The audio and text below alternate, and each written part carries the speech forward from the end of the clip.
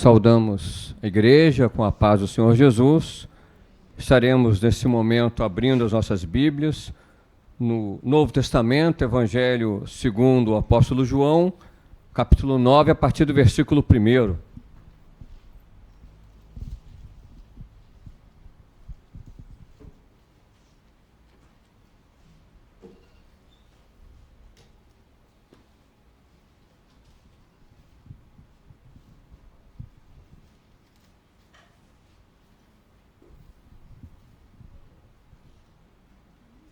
João, capítulo 9, versículo 1 e seguintes.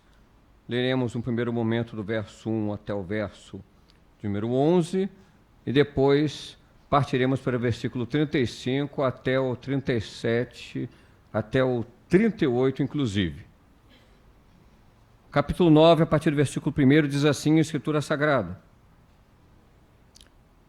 E passando Jesus, viu um homem cego de nascença.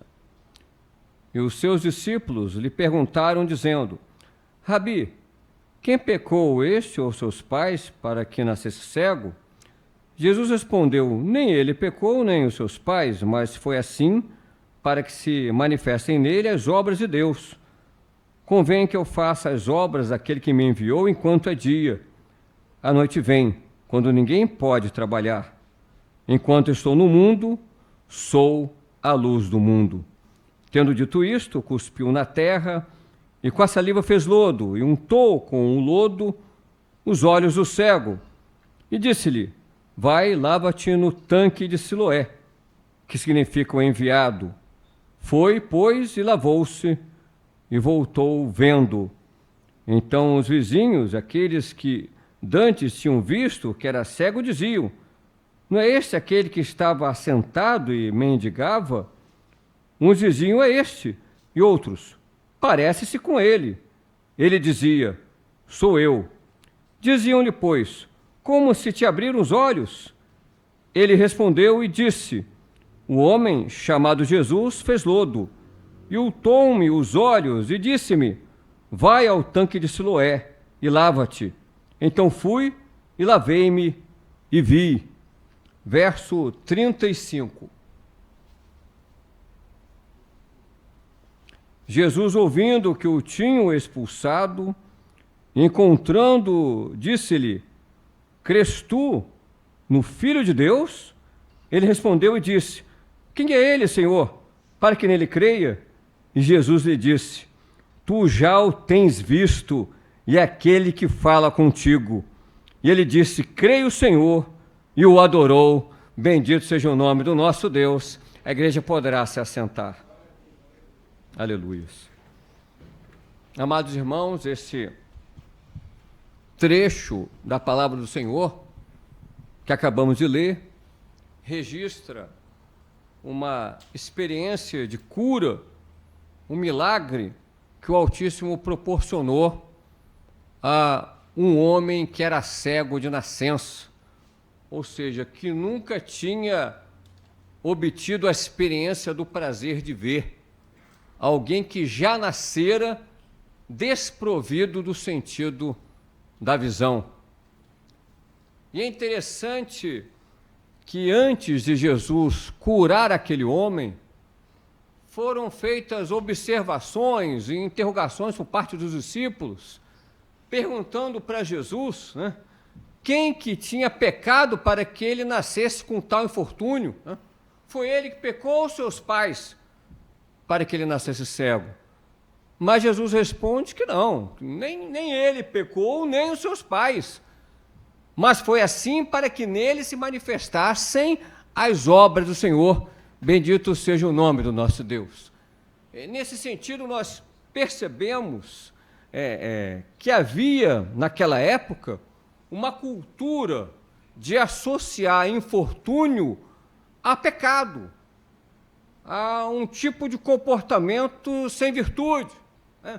Ou seja, se aconteceu algo de trágico, é porque você é uma pessoa ruim. Esse raciocínio é perigoso porque se está tudo bem é porque a pessoa é boa. Ou seja, associar o testemunho da pessoa às consequências em sua vida. É interessante, irmãos, que a Bíblia cita alguns exemplos desse tipo de raciocínio. Um exemplo do Velho Testamento clássico é Jó. Jó era um homem temente a Deus, era servo do Senhor, e aprove ao Senhor permitir que Jó passasse por inúmeros infortúnios, fosse ferido inclusive pelo diabo. O limite dado por Deus é que não tocasse em sua vida. A vida de Jó foi preservada, mas a sua saúde, a sua família, os seus bens, tudo foi ceifado. Depois chegaram os amigos de Jó, o vendo naquela situação, Bildade, Zofar, Elifaz e depois Eliú. E o que eles fizeram? Entenderam que Jó estava em pecado. Para que toda a gama de tribulações caísse sobre a cabeça de Jó, é porque Jó era um homem extremamente pecador. E não era nada disso. Há um exemplo também no Novo Testamento. O apóstolo Paulo, naquela viagem para a Itália, o navio naufragou em função daquele vento chamado Euroquilão, e ele se salvou e chegou até uma ilha, a ilha de Malta. E lá uma víbora, uma serpente, fugindo da fogueira, do calor, o pegou na mão, o mordeu na mão, e Paulo balançou a mão para poder afastar aquele animal. Os habitantes daquela ilha chegaram à seguinte conclusão: isso daí deve ser um homem muito pecador, porque conseguindo sobreviver ao naufrágio, o destino não o deixa viver.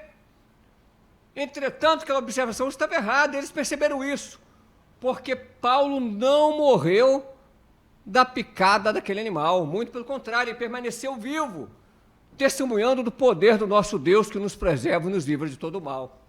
Esse mesmo Deus, a propósito, que no Velho Testamento, no primeiro exemplo citado de Jó, também restituiu àquele homem o dobro de tudo quanto dantes ele tinha. E também exortou os seus amigos que fizeram mau juízo no testemunho de Jó. Ou seja, em ambos os exemplos, apesar dos infortúnios, esses problemas não representavam dificuldade em suas vidas espirituais. E tanto Jó como Paulo, eles foram honrados pelo Senhor e puderam testemunhar do poder desse Deus que ouve as nossas orações. E naquele caso do cego de nascença, também a sua cegueira, a sua doença, não era fruto de pecado nem dele nem de seus pais, mas que naquele momento pudesse se manifestar o quê? A obra de Deus, a misericórdia do Senhor, para que se manifestem nele as obras do Altíssimo. Foi a resposta de Jesus. Claro que não estamos dizendo que o pecado não tem uma consequência, muito ao contrário. A Bíblia nos mostra justamente que tudo que o homem faz, ele vai ceifar. Tudo que o homem planta, ele vai colher. Há um trecho da Bíblia que virou até ditado popular, semeaste vento, colhesse tempestade. Há um ditado popular que é derivado desse texto da Bíblia. Semeou vento, vai colher o quê? Vai colher tormenta, vai colher tempestade. Claro que o pecado tem consequências, o pecado tem reflexos. O que estamos dizendo é para que não tenhamos esse preconceito, a imagem preconcebida, de associar sempre uma coisa a outra. Se está passando por dificuldade, por luta, é porque está pecando. Se fosse assim, os discípulos de Jesus, o próprio Senhor, passaram por tantos problemas, perseguições, justamente em prol do evangelho que eles estavam professando. Então é errado associar dificuldades necessariamente a problemas ou pecados que você tenha cometido, a erros que você tenha cometido. Muitas vezes o Senhor permite que passemos por determinadas situações para que, a exemplo do que aconteceu com o cego do passado, seja também em nossas vidas manifesta a glória do Senhor. Muitas vezes passamos por lutas, situações adversas, tribulações que poderiam até gerar algum desespero, apreensão da nossa parte. Mas ao confiarmos em Deus, colocando diante do Senhor aquela situação, nós sabemos que no momento oportuno, o Altíssimo estará nos proporcionando o refrigério de que tanto necessitamos. Porque o Deus em quem cremos, Ele ouve as nossas petições e tem prazer em nos auxiliar. Mas para isso é fundamental buscarmos ao Senhor enquanto nós temos condição de achá-los. A Bíblia diz: invocai-o enquanto está perto. Buscai ao Senhor enquanto se pode achar. Ou seja, buscai ao Senhor enquanto é dia. É o que Jesus disse: convém que eu faça as obras daquele que me enviou. Verso de número 4 pode ser projetado. Porque a noite vem, quando ninguém pode trabalhar. Enquanto estou no mundo, eu sou a luz do mundo, né? Então temos essa oportunidade. A Bíblia utiliza a expressão ano aceitável do Senhor, não ano no sentido literal, de 365 dias, de 12 meses, não. Ano fala de um momento profético, é o momento atual, em que temos a oportunidade, o mundo tem a oportunidade de buscar o Senhor, de ter uma experiência com o Senhor Jesus, de invocar o nome do Senhor e ser atendido. Porque haverá um momento que a porta se fechará, haverá um momento que não mais vai poder se buscar. E Deus não deseja que passemos por esse momento.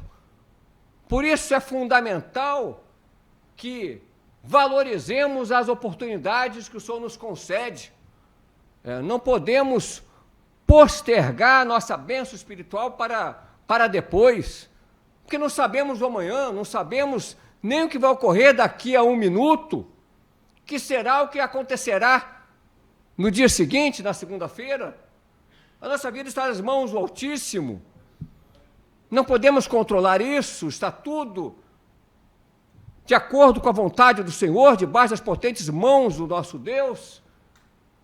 E por isso o Senhor nos convida a buscarmos enquanto é dia, enquanto o Senhor Jesus tem trabalhado em prol do seu povo, enquanto a luz, aproveitar a oportunidade que Deus nos concede, porque não sabemos o que irá suceder daqui a um segundo, daqui a um minuto. Pois bem, antes da cura daquele homem, antes do milagre ocorrer, Jesus, ele, respondendo às indagações dos discípulos, nos deu como legado essas instruções, essas orientações que são tão importantes. Passemos para a cura propriamente dita. Jesus, ele tomou algumas providências para que aquele homem fosse curado. O Senhor poderia, pura e simplesmente, falar o seguinte: eu quero que tu sejas curado, a partir desse momento tu estarás enxergando, e ponto final. E a palavra de Jesus tinha autoridade, era a lei, e certamente ele seria curado.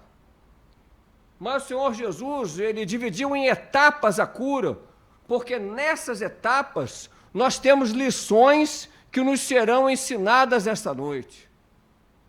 As curas que o Senhor fazia em etapas demonstram um processo. E nesse processo há instrução espiritual, visando o nosso crescimento na presença do Altíssimo, aleluia. Primeiramente, o que o Senhor Jesus fez, de modo inusitado? Ele cuspiu na terra, fez uma espécie de lodo, de lama, e untou os olhos daquele homem cego, cego de nascimento. Acabou o milagre aí? Colocou, cuspiu no chão, fez uma lama, utilizou aquela lama com uma espécie de colírio, untou os olhos dele, pronto, enxergou. Não. Ele não tinha voltado a enxergar. Voltado não, porque ele nunca enxergou na vida, ele não tinha visto absolutamente nada, porque faltava um complemento. E esse complemento é a segunda parte da orientação. Vai até o tanque de Siloé e lava-te. E ele foi, se lavou e retornou vendo: bendito seja o nome do nosso Salvador. Dali nós podemos tirar algumas lições espirituais.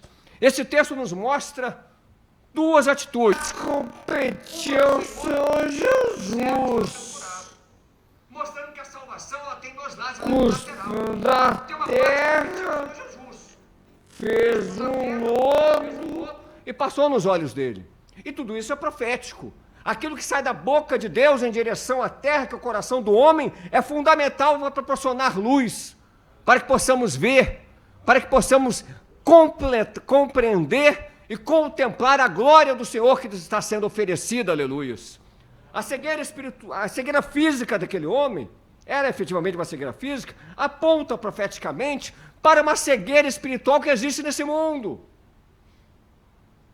O homem pode enxergar muito bem, ter 0 grau de miopia, 0 grau de astigmatismo, de hipermetropia, pode ter olhos de lince, olhos de águia, fisicamente.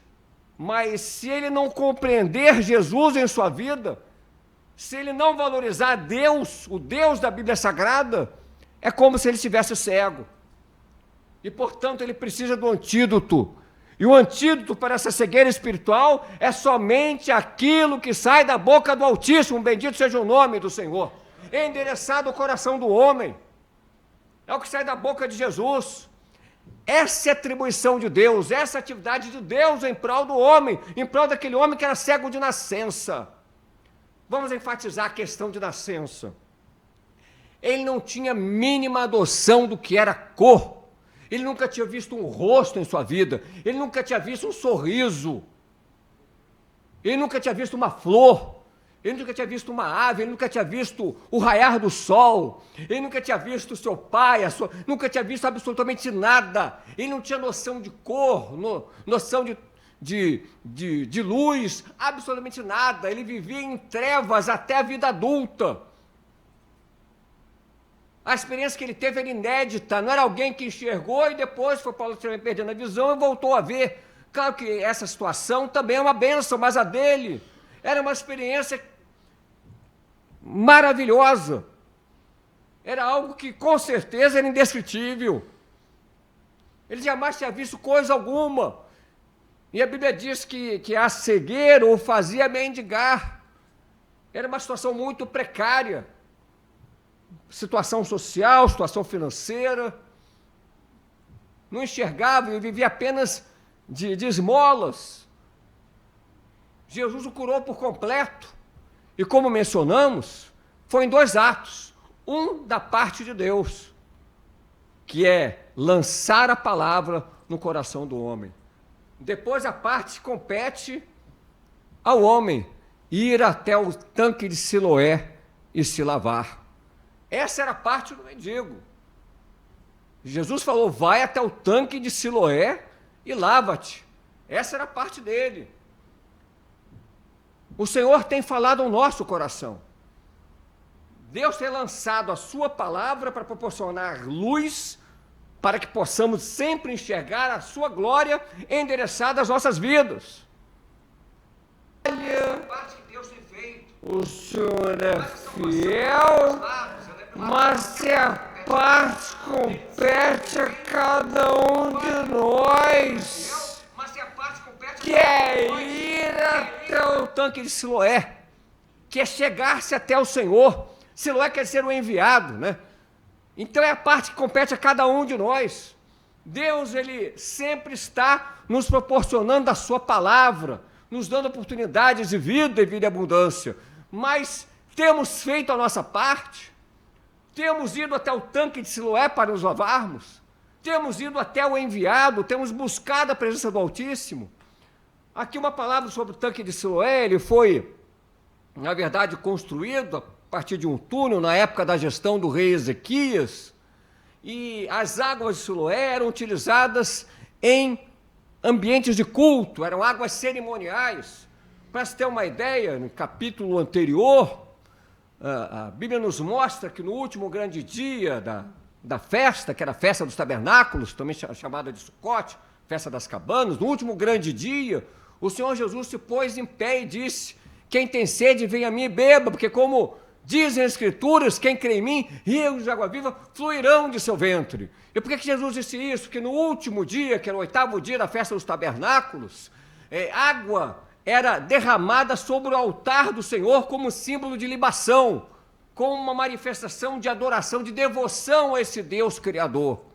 Essa água, pois bem, era retirada justamente do tanque de Siloé, do enviado. Esse tanque está presente nesta noite. O enviado, o Senhor Jesus, está presente nesta noite, quer te proporcionar da água da vida. É o refrigério que somente o Senhor pode nos conceder. Passamos por tantas lutas, por tantos problemas, né? Enfrentamos tantos desafios, mas sabemos que em todos eles nós somos vencedores, porque o Senhor Jesus em mim, em nós, nos dá vitória. Bendito seja o nome do Senhor. A Bíblia diz: Cristo em nós, esperança da glória, aleluias. Esse Deus maravilhoso que tem nos proporcionado libertação, refrigério. Mas para tanto, nós sabemos que não basta apenas o Senhor falar ao nosso coração, né? O lodo foi colocado nos olhos do cego, mas se ele não fosse até o tanque, ele ia continuar com o lodo no olho e cego. Ele teve que ir até o tanque Siloé. Quando ele se lavou, voltou vendo. Deus, ele sempre faz a parte que lhe compete. Que possamos fazer a parte que nos incumbe, que é nos achegarmos sempre ao tanque de Siloé, que é valorizarmos essa água, que é valorizarmos o enviado, que é o Senhor Jesus. A Bíblia diz: o Espírito do Senhor é sobre mim, pois que me ungiu, ou seja, me capacitou para pregoar liberdade aos cativos, né? Para dar liberdade aos oprimidos, para dar vista aos cegos, para anunciar o ano aceitável do Senhor. Esse período em que está de dia, em que o Senhor está atuando, porque Jesus é a luz do mundo, aleluias. E aquele homem então foi curado. Mas é interessante que a narração do capítulo 9 pelo apóstolo João sobre a cura do cego de nascença não se limita aos 11 primeiros versículos descritos, mas continua até quase ao final do 9º capítulo, praticamente até o final, até o 41º versículo, todo ele destinado exclusivamente a falar desse episódio de cura, porque ela gerou reação.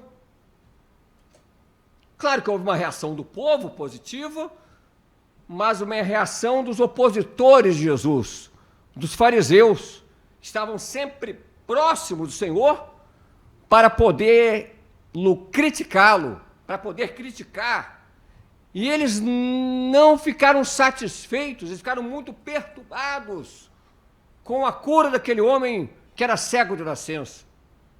A inquietude dos fariseus foi tão grande que eles fizeram inúmeros interrogatórios do mesmo, tentando pressioná-lo. Interrogaram uma vez, uma segunda vez, terceira, várias vezes, chegaram a interrogar inclusive os seus pais, que deram a seguinte resposta: olha, ele é maior de idade, pergunta para ele, tem idade, ele mesmo responde por si mesmo. Os pais foram ameaçados de serem expulsos da sinagoga. A expulsão da sinagoga naquela época era algo muito sério, que é como se fosse decretada uma pena de morte religiosa, espiritual e social. Você se tornava um pária, você era excluído, né?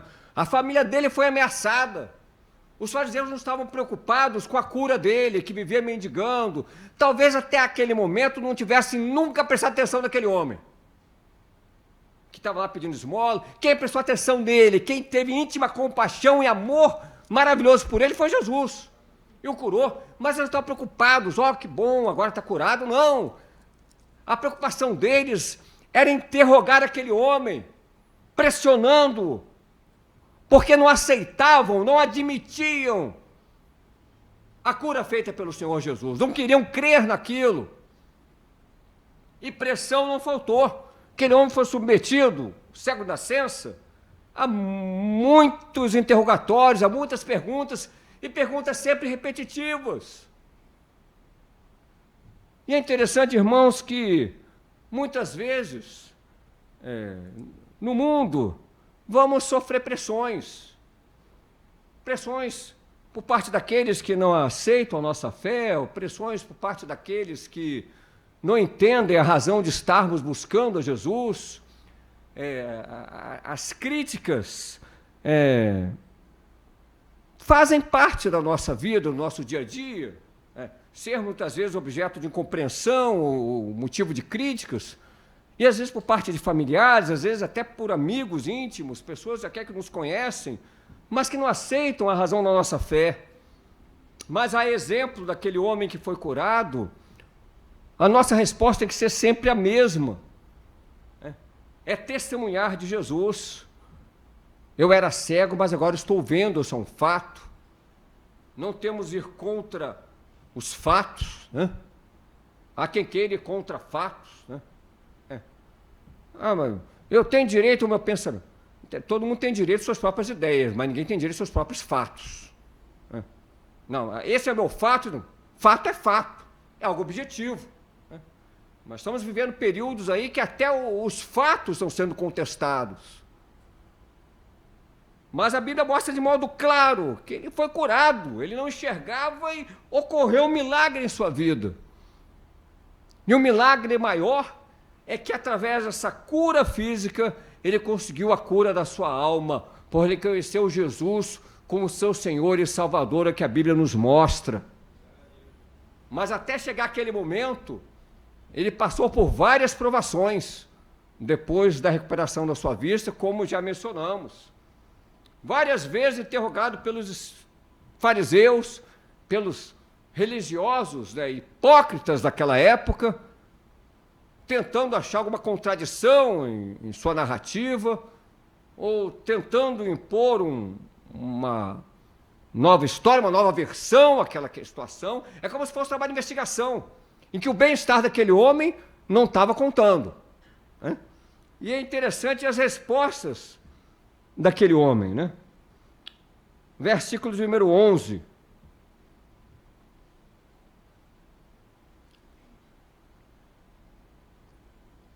Capítulo 9, versículo 11, diz assim, já vai ser colocado. Ele respondeu e disse-lhes, o homem chamado Jesus, ele descreveu o que Jesus fez. Verso 17.